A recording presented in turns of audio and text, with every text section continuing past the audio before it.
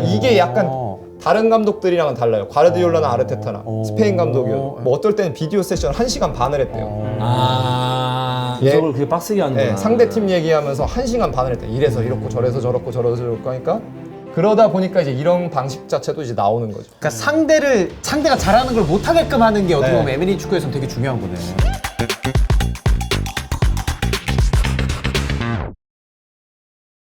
저희가 뭐 썸네일도 나왔습니다만은 그래서 아스톤 빌라는 어떻게 강팀이 되었는가. 우나이 에메리 감독에 대해서 아스톤 빌라 전에 이제 아스날에서는 실패한 감독이라는 얘기가 많이 나왔습니다. 그러면서 다시 라리가로 돌아가서는 좋은 감독이 돼서 아스톤 빌라 노릴 때도 그래도 프리미어리그에서는 안 되지 않을까 싶었는데 그냥 보란 듯이 성공하고 있거든요. 그래서 왜 아스톤 빌라, 우나이 에메리의 아스톤 빌라는 어떻게 강해졌는지 요거를 이제 우리 장코치님이 풀어주시는 거죠. 네. 일단은 이 개눈가래 시선 시작하기 전에 아스톤 빌라가 이제 에메리 부임 이후에 성적적으로 얼마만큼 변했는지를 먼저 간단하게 좀 브리핑만 한번 하겠습니다. 네. 2022-2023 시즌에 이제 제라드 감독으로 출발을 했죠. 근데 이제 결국에는 대행 거쳐서 이제 임시 감독 거쳐서 이제 에메리 감독이 부임을 하게 됐는데 제라드 감독부터 감독 경질 이후에 임시 감독 체제로 아스톤 빌라가 3승 3무 7패를 했습니다. 그리고 제라드 감독 시절의 승리는 2번밖에 없었어요.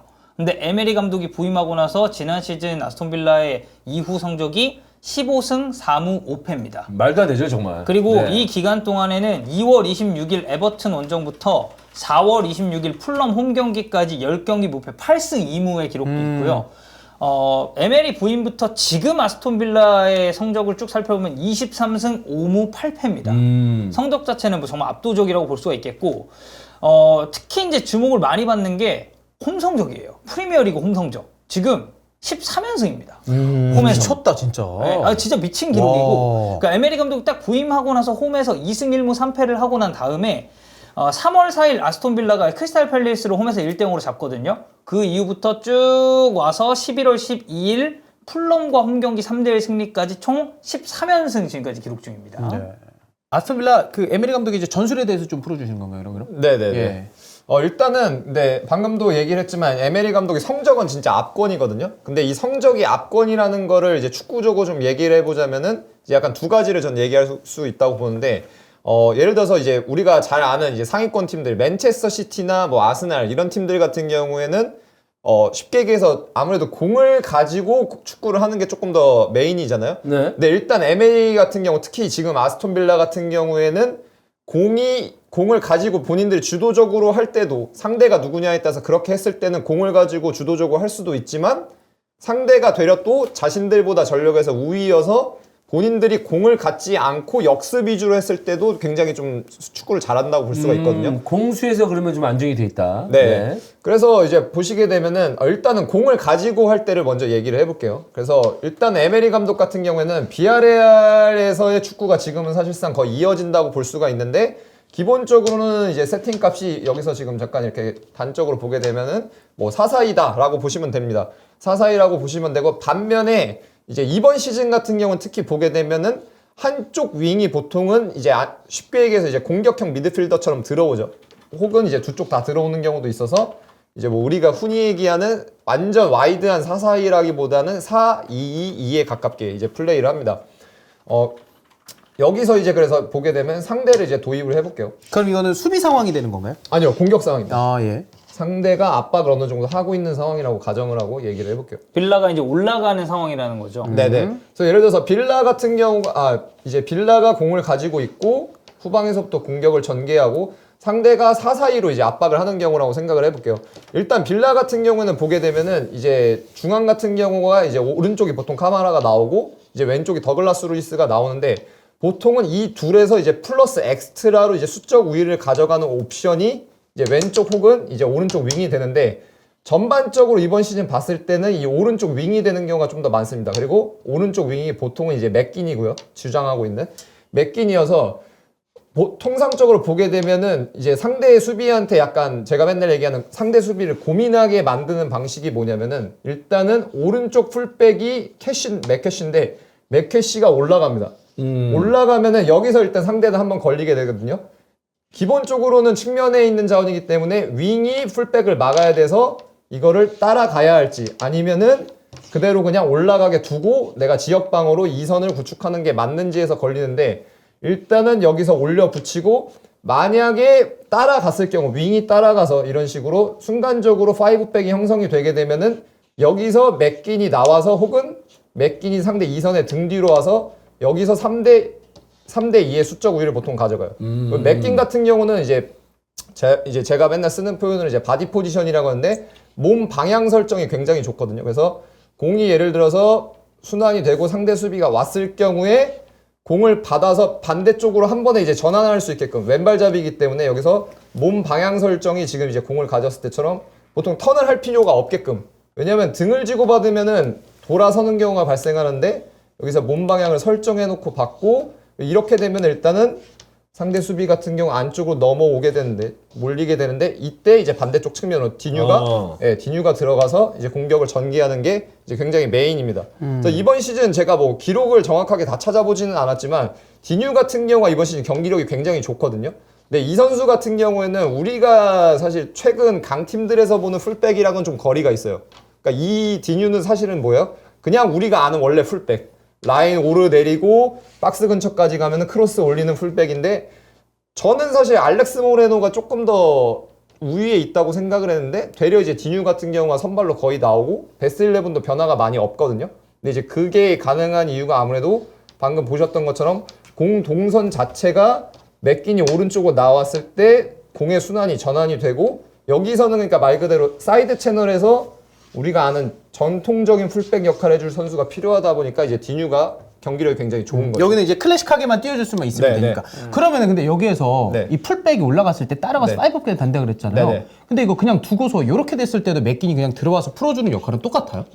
이렇게 됐을 경우에는 또 달라지는데요. 이렇게 됐을 경우에는 어떻게 되냐면은 보통은 카마라가 오른쪽 풀백으로 나갑니다.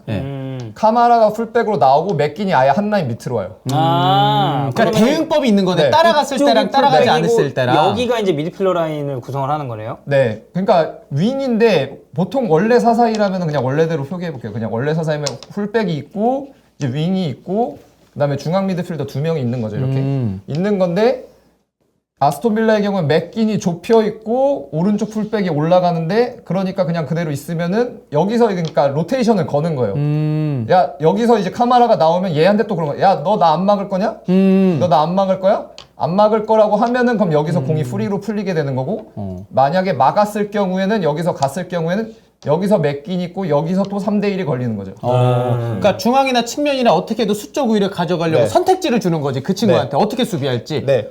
그리고 결국엔 또 맥긴 같은 경우가 반 라인 혹은 한 라인 밑으로 나왔을 경우에는 왼발잡이이기 때문에 여기서 또 똑같아요. 여기서 몸 열고 받아서 받고 이제 또 반대쪽 전환할 수 있거나 혹은 이제 와킨스 같은 경우 이번 시즌 굉장히 폼이 좋거든요. 골도 맞고 6골 5도움인가 그럴 건데 와킨스 같은 경우는 보게 되면은 이제 뒷공간으로 가는 옵션이 굉장히 뛰어나거든요. 네. 그래서 수비를 일단 한번 끌어들여서 이 뒷공간이 생기면은 그때 돌아서 나가는 움직임이 굉장히 좋은데 그래서 여기서 반대 전환 방금 말씀드렸던 것처럼 반대 전환이 되거나 혹은 여기서 포워드 쪽에서 9번에서 왔다가 돌아 들어가서 여기서 한 번에 가는 옵션까지도 나오는 경우가 꽤 많죠. 그러면 후방에서 빌드업 옵션은 상대한테 이제 선택지를 주게끔 해가지고 보여주고 그런 다음에 네. 맥긴이 왼발로 네. 와킨스 보고 때려놓거나 아니면 반대쪽으로 넓게 나와서 넓은 공간 점유하거나 네. 약간 선수 성향도 잘 살리고 본인 전술 스타일도 그대로 녹여둔 느낌이네요. 그럼. 네. 그리고 와킨스는 말씀해주신 것처럼 12경기 선발 다 나왔고 6골 5도움 경기당 87분 뛰었습니다. 와 공격 포인트 경기당 한 개네 거의. 네, 그리고 이제 약간 좀 이제 뭐 재밌게 얘기를 하자면은 추가를 하자면은 제가 아스톤 빌라가 이강인 선수가 이적설이 작년부터 계속 맞아요. 있었었잖아요.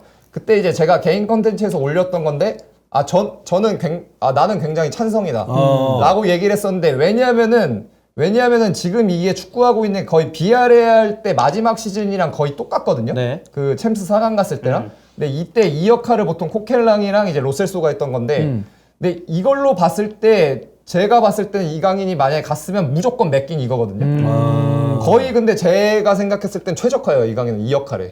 심지어 역할도 최적화하다. 네. 오. 지금 그러니까 왼쪽 측면 같은 경우가 맥긴이 오른쪽으로 나오고 그리고 왼쪽 같은 경우가 자니올로로 나오는데 왼쪽이 약간은 조금 애매해요. 그래서 어떻게 됐냐면은 거의 나머지 포지션은 로테이션이 없는데 고정 11, 베스트 11으로 나오는데 이제 자니올로가 없을 경우에는 맥킨이 왼쪽으로 나와서 거의 동일한 역할을 하고 대신에 오른쪽 옵션이 완전히 그냥 윙이라고 할 수 있는 레온 베일리가 나오면 그냥 이렇게 와이드하게 벌려 있거든요.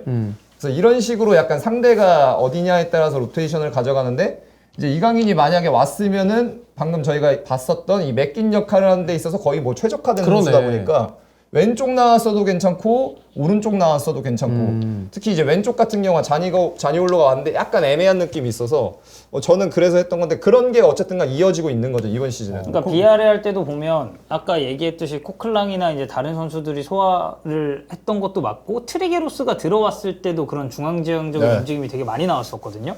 그래서 저는 그러니까 이강인처럼 성향상 이 팀의 전술에 잘 녹아드는 선수가 있었을 때는 뭐 말씀해주신 것처럼 최적의 그 포지셔닝을 낼 수도 있고 또 추가적으로는 저는 뭐 오른쪽 말고 다른 쪽에도 기용될 가능성이 좀 있지 않았을까라고 이제 보긴 했습니다. 이게 에메리도 이제 스페인 사람이고 그 축구 롤에 따라서 스페인 축구는 그 포지션에서 그 역할에 대해서 용어가 있잖아요. 그럼 이것도 네. 용어가 있나요? 맥킨의 이 역할도? 이건 그러니까 원래는 엑스트레모인데 윙인데 사실 거의 인테리오른 거죠. 인테리오르. 그러면 이강인 선수한테 그 단어 두 개만 얘기해줘도 바로 전술적으로 이강인 선수도 이해가 된다라는 개념일 거 아니에요. 네, 보통 그리고 약간 이 역할 자체는 이제 공간적으로 얘기하는 게 많겠죠. 왜냐면 그러니까 보통 이 사이를 그래서 영어로 하면 인터벌이고 스페인 인테르발로라고 하거든요. 네. 인테르발로라고 하는데 그래서 얘랑 얘 사이에 있어라 이런 식으로 되는 거죠. 공간 자체가. 그래서 그냥 우리말로 하자면 뭐 그냥 쉽게 그래서 뭐 어려운 단어가 아니거든요. 그냥 왼쪽 윙이랑 왼쪽 중앙 미드필더 사이 공간인데 그게 이제 인테르발로 엔테레 엑스트레모 이스케르도 이 메디오 센트로 이스케르도 이렇게 되는 거죠. 뭐야 갑자기?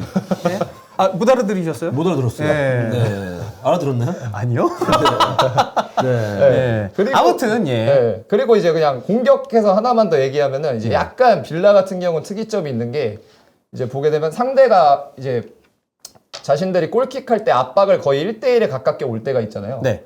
그래서 1대1에 가깝게 오는데 보게 되면은 빌라는 일단은 이 마르티네스가 골키퍼잖아요. 골키퍼인데 마르티네스의 경우는 제가 봤을 때는 나쁘진 않아요. 우리가 흔히 얘기하는 발밑이. 예. 이제 짧은 패스 라인으로 플레이하는 게 나쁘지는 않은데 근데 그렇다고 또 완전 탑 클래스는 아니거든요. 완전 뭐 네. 스위퍼 최적화까지 네. 느낌은 아니니까. 그래서 대표적인 경기가 어떤 경기였냐면 브라이튼 경기가 있는데 근데 마르티네스는 잘하는 게 뭐냐면은 상대가 이렇게 1대1로 완전히 압박을 왔을 경우에 이게 이제 브라이튼전 같은 경우 6대1로 이겼었는데 그 경기가 이렇게 왔거든요. 얘네가 이런 식으로 다 1대1로 압박을 왔는데 마르티네스는 뭘 잘하냐면은 여기서 스킵 라인이니까 그러니까 이 가까운 패스 라인으로 공을 안 주고 건너뛰어서 이 다음 라인으로 넘어가는 패스가 엄청 좋아요. 특히 오른발잡이인데 왼쪽으로 왼쪽 유닛으로 넘어가는 패스가 굉장히 좋아요. 그래서 브라이튼전 같은 경우 보시게 되면은 일단은 골킥 때 짧은 패스 할 것처럼 다 취해요. 그리고 다 끌어내서 이 사이 공간을 만든 다음에 여기다가 스킵 라인 계속 하거든요. 그리고 여기서 중요한 건 뭐냐면은 여기서 보내면은 이제 보통은 뭐 중앙 같은 경우 2대2 전체적으로 보면 4대4까지 나오는데 보통은 좁혀지거든요. 4대4로 나오는데 네, 빌라는 제가 봤을 때는 잘 안 보이는 건데 극강인 게 뭐냐면은 공이 여기서 넘어간 다음에 여기서 이 둘이 돌아서서 가서 세컨볼 하는 게 극강이에요. 그걸 되게 두 명이? 강조를 했구나. 네. 카마라랑 더글라스 루이스가 진짜 극강이에요. 제가 봤을 때는. 그러니까 보통은 왜냐면은 이게 공이 골키퍼한테 있다고 생각을 해보세요. 그럼 등을 지고 오잖아요. 등을 지고 왔다가 공이 넘어가면은 이제 완전히 이제 180도 돌아야 되잖아요. 네. 돌아서 뛰다 보니까 그 액션 자체가 늦는 경우가 굉장히 많거든요. 근데 빌라는 제가 봤을 때는 카마라랑 이 더글라스 루이스는 이게 진짜 극강이에요. 그리고 그 인텐시티가 굉장히 높은데 그러니까 이게 약간 프리미어리그로 치면 이게 좋은 선수가 예를 들면 뉴캐슬의 브루노 기마랑이스 같은 경우죠. 그 저랑 전남 때 같이 일하셨던 감독님이 이제 브루노 기마랑이스 프로 데뷔 시킨 감독님이거든요. 그 브라질 있을 때. 근데 감독님 맨날 얘기하는 게 작년에도 이제 스페인에서 브라질이랑 카메룬전 보고 있었어요. 네. 근데 그때 월드컵? 네, 그때 브라질이랑 카메룬 할 때 브라질 찬스 엄청 왔는데 못 넣고 마지막에 카메룬한테 역습 맞아가지고 졌나? 네, 그리고 그 골른 선수 옷 벗어서 경고 누적 퇴장. 맞아요. 네. 그거 제가 중계해서 기억하고 있습니다. 맞아요. 그 경기였는데 그때도 이제 감독님이랑 같이 보면서 감독님이 막 얘기를 하는 게 쟤는 공을 못 찬다고. 그러니까 막 헤딩하는데 막 여기 막 앞면에 막 철푸덕 맞고 킥 차는데 막 이제 킥 정확도 떨어지고 이러니까 쟤는 역시 공은 잘 못 찬다. 근데 방금 얘기한 이런 상황에서 엄청나게 투쟁심이 강하기 때문에 얘는 프로까지 된 거다 이렇게 얘기를 했는데 이제 더글라스 루이스랑 이 부바카르 카마라의 경우도 이제 같은 경우인 거죠. 공이 없을 때 넘어갔을 때 여기서 세컨볼 경합을 할 때 속도도 굉장히 빠르고 이거를 따낼 확률이 극강해요. 제가 봤을 때는. 그러다 보니까 여기서 역습 나가면 그냥 바로 그냥 뭐 5대4, 6대4까지 나오는 거죠. 뒷공간 열려 있는 상태에서. 그러니까 결국에는 이 미드필더 라인까지 압박 오는 이 동안에 벌어진 이 사이 공간, 포켓 네. 공간 활용을 빌라가 네. 엄청 잘한다고 봐야겠네요. 네, 그래서 제가 맨날 얘기하는 게 사실 요새는 축구가 막 그냥 저희가 그냥 동네에서 축구해도 친구들이랑 해도 그러잖아요. 야, 롱패스 하지 마. 이렇게 하는 경우가 많잖아요. 근데 저는 저도 그 K7T 감독도 하고 있지만 옛날 얘기하는 게 롱패스가 나쁜 게 아니라는 거예요. 근데 그리고 축구는 기본적으로 내가 아무리 짧은 패스를 하고 싶어도 지금 이렇게 오면은 공간이 없어요. 그리고 공을 받았을 때 앞을 볼 수 있는 옵션이 없단 말이에요. 그러면은 두 가지죠. 공간 어딨어? 라인이랑 라인 사이. 그리고 앞을 볼 수 있는 데 어딨어? 여기서 때려 넣은 다음에 여기서 세컨볼 받아서 앞을 보고 이제 앞으로 가는 거. 근데 그 원칙에 굉장히 충실한 거죠. 빌라 같은 경우. 그러니까 제가 생각을 했을 때는 그러니까 롱볼에 대한 기준은 그거를 상대 압박에 못 이겨서 타이적으로 이 롱볼이 계속 강제가 되느냐. 네. 근데 빌라는 사실 저는 그런 케이스는 아니라고 보거든요. 그러니까 이런 그런 케이스가 아니니까 이 정도의 승리를 그쵸. 얻었겠죠. 네, 그죠? 그래서 이제 이런 상대 압박 유도하고 이 전방으로 연결한 능력도 좋은데 장코치님이 말씀하신 이 두 명의 그런 핵심적인 역할을 소화하는 선수들이 결국에는 전술적으로 수행을 아주 잘하고 있기 때문에 그게 다 맞물려서 좋은 성적 나오고 있는 게 아닌가. 그리고 어쨌든 에메리 감독 체제에서 프리시즌 보내고 온전하게 시작하는 시즌이 이제 또 첫 네. 시즌이잖아요, 올해가. 그래서 이제 그런 전술적인 완성도가 올해 되게 잘 만들어지지 않았을까. 근데 딱 들어보면은 아까 뭐 맥긴 그리고 오른쪽 풀백 뭐 맷캐시 이런 얘기도 했고 와킨스 뒷공간 얘기도 했는데 에밀리아노 마르티네즈 그리고 이제 중미들 디뉴 역할 보면은 그냥 선수 분배를 그 아스톤 빌라의 지금 선수 구성이 에메리가 원하는 구성으로 많이 되어 있다 요 느낌이긴 하거든요. 네, 그래서 아까도 저희가 아스날 얘기를 했지만 네. 따지고 보면 국내에서는 에메리 하면 이 아스날 때 다들 그렇지. 생각하시잖아요. 세비야 아니면 아스날이고. 네. 그러면서 이제 에메리 아스날 때 실패해서 좀 한물 갔다 이렇게 생각을 하시는데 저는 이제 정확하게 표현을 하면 그렇게 생각을 해요. 물론 에메리 개인의 실패일 수도 있겠지만 저는 그 당시에 아스날의 실패인 거예요. 그거는. 선수 구성이나 이런 게. 네, 프로젝트 오. 관점에서 저는 맨날 얘기하는 게 감독도 프로젝트의 일부분이다. 근데 큰 퍼즐인 건 맞는데 이게 퍼즐 조각이 여러 개면은 그 중에 한 조각일 뿐이지 그게 전체가 아니다라고 얘기를 하는데 그 당시 아스날은 아무래도 좀 퍼즐 조각이 잘 맞지 않았던 아스날의 실패였던 거고 지금 빌라는 프로젝트 관점에서 봤을 때 퍼즐 조각이 굉장히 잘 맞춰져 있는 프로젝트인 거죠. 근데 이게 저도 지금 아스톤 빌라 이런 라인업 생각하면은 생각보다 제라드 이때쯤에 온 선수들이 더 많은 걸로 지금 제가 기억을 하거든요. 오히려 네. 에메리가 와가지고 에메리가 원하는 선수 영입보다 그러면은 제라드도 어떻게 보면은 그 퍼즐에 있어서 맞춰줄 수 있는 조각인 건데 에메리가 더 낮게 그 선수 구성을 바탕으로 올라갈 수 있었던 감독이라고 봐야 되는 거예요. 네, 결국에는 이 축구라는 게 보통은 막 이렇게 생각하시잖아요. 선수가 감독한테 맞춰야 된다. 그래서 감독이 봤을 때 안 맞으면 얘는 안 써. 물론 그런 경우도 있긴 한데 대부분의 경우에는 저는 코치 입장에서 보면은 선수한테 감독이 맞추는 게 전 더 크다고 생각하거든요. 제가 그냥 굳이 표현을 하자면은 왜냐하면 결국에는 근데 그건 있죠. 감독마다 차이는 있는 게 예를 봤어요. 예를 들어서 뭐 맥긴을 이게 맥긴이에요. 맥긴을 봤을 때 맥긴을 누구는 위에서 보는 거예요. 예. 위에서 보니까 얘 동그라미네 라고 해서 동그라미 역할을 시키는 거죠. 근데 누구는 옆에서 보는 거예요. 옆에서 보니까 이거 동그라미가 아니고 뭐 직사각형이네 라고 볼 수 있는 거죠. 그럼 직사각형에서 직사각형 역할을 시키는 거예요. 근데 11명 혹은 이제 23명에 대해서 그런 식으로 관점이 다르고 이제 그런 관점에서 봤을 때 이제 에메리의 아이디어가 조금 더 나은 거죠. 그게 또 감독의 능력이고. 혹시 수비할 때의 특색도 있나요, 아스톤 빌라? 예. 수비할 때 같은 경우에는 뭐 예를 들어서 브라이튼전을 계속해서 해볼게요. 브라이튼 같은 경우 왜냐면 또 지금 프리미어리가 축구를 잘하는 팀 중에 하나니까. 그리고 참고로 에메리 감독 체제 아래서 올 시즌에 이제 또 영입된 선수들 중에 그래도 팀에서 핵심적인 역할을 하고 있는 대표적인 선수는 비아레알 때도 제자였죠. 파우토레스. 센터백. 예. 네, 센터백 라인에서 예. 경기 출전 수도 많고 어. 잘 하고 있고 그리고 또 한 명의 선수가 무사 디아비가 이제 레버쿠젠에서 네. 아스톤 빌라로 넘어왔죠. 그럼 전체적인 구성은 이제 제라드 있을 때랑 선수단은 거의 유사한 건 맞는 거네. 네, 근데 이제 바뀐 선수들이 이제 몇몇은 있다.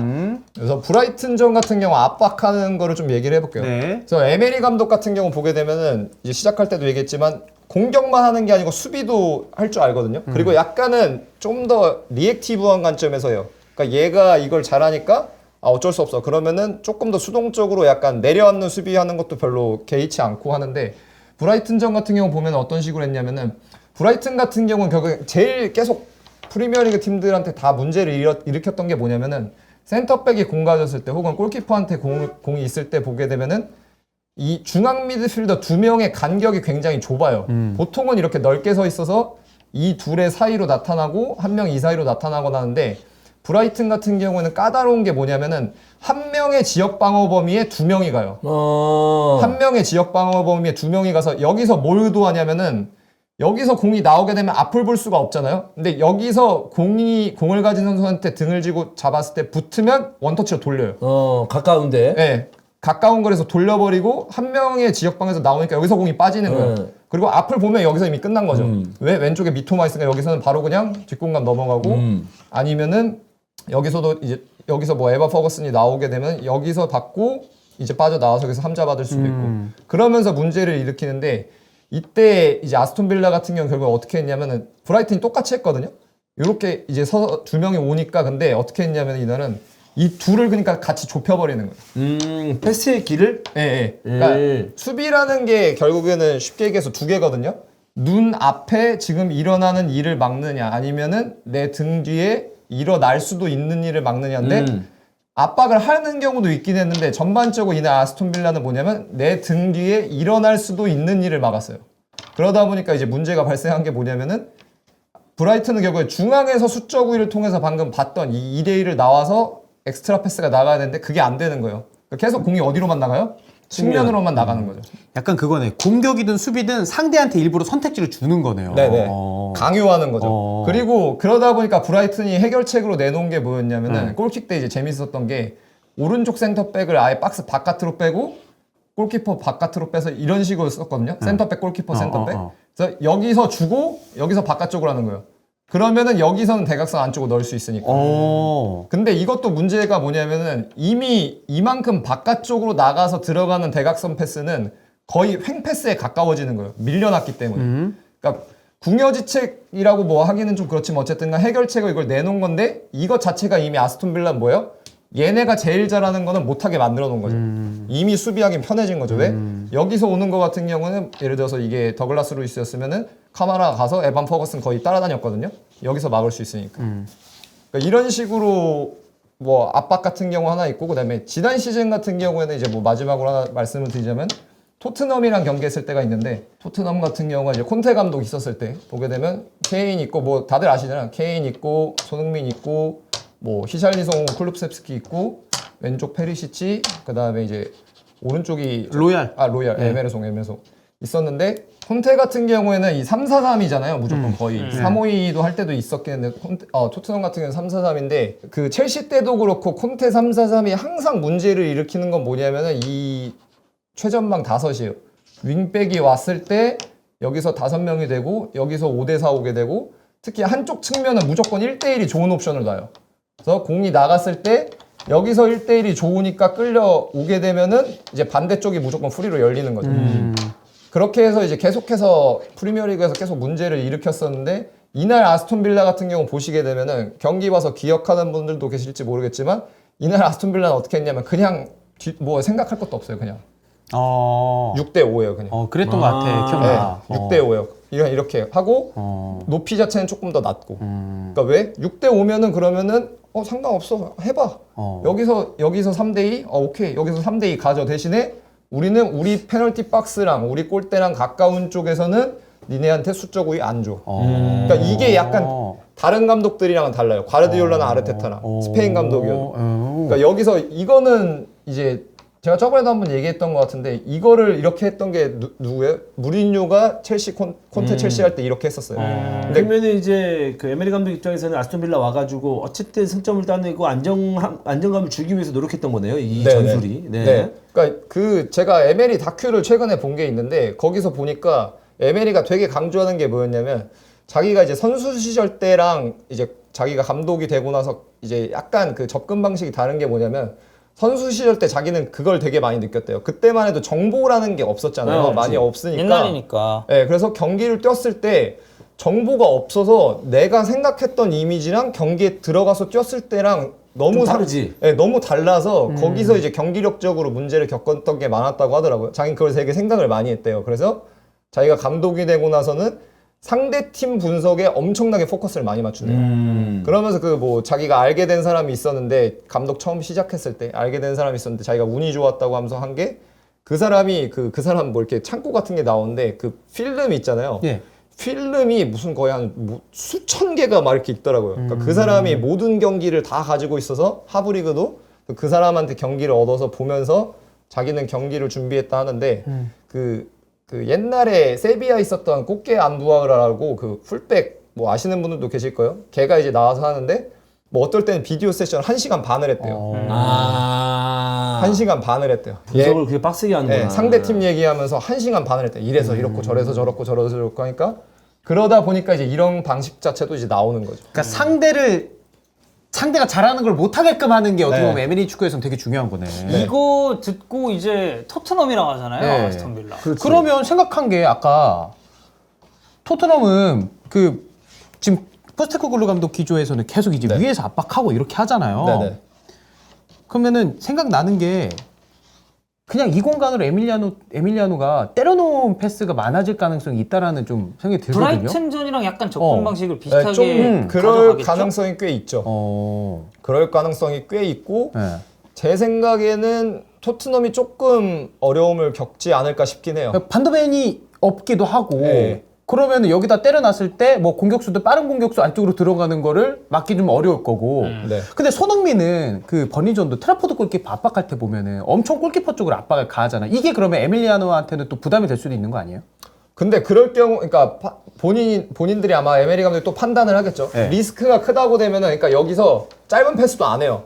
그러니까 오게끔만 해놓고 넘겨요. 때려놓구나. 네, 오게끔만 해놓고 짧은 패스 자체를 안 하는 경우도 꽤 많아요. 그리고 그게 에밀리아노만 그런 건 아니고 이제 파우 토레스 같은 경우도 이제 우리가 흔히 얘기하는 빌드업이 굉장히 좋거든요. 그쵸. 그러니까 파우는 그리고 뭘 잘하냐면은 파우는 몸을 그러니까 이쪽으로 열어놓고 받아요. 공을 그러니까 이렇게 보는 거죠.